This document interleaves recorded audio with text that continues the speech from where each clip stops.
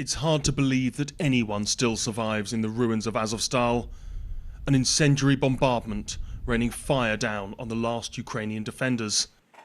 But hundreds, maybe even more than 1,000 fighters are thought to be making a final stand in the tunnels below.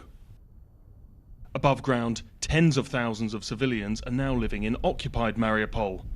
Russia claims life is improving and that the city will be rebuilt. But that was not the picture painted by a convoy of up to 1,000 cars, which yesterday arrived in Ukrainian territory.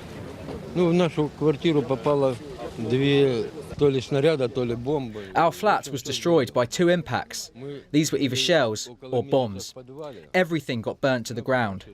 Nearly a month we used to live in the basement, and then we decided to sneak to a Ukrainian-controlled area.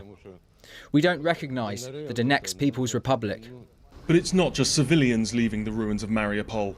Russia appears to be drawing troops away from the siege and into the fight for the Donbass. And you only need to look at their disastrous attempt to cross the Seversky Donets River to see why they might be needed. An entire battalion wiped out over just a couple of days. It's led British military intelligence to claim Russia has now lost 1/3 of the forces they used to launch this invasion. But in this war, you get a very different picture painted by both sides. Russia's top diplomat suggesting his country is the victim, not the aggressor. We did everything to avoid a direct clash, but since the challenge was thrown, we, of course, accepted it. We are no strangers to sanctions. They were almost always there in one form or another.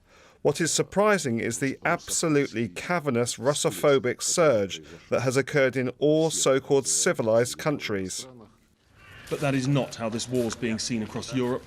Finnish troops have been on exercise as their country prepares to formally request NATO membership. The very thing President Putin has always sought to prevent is happening as a direct consequence of his war.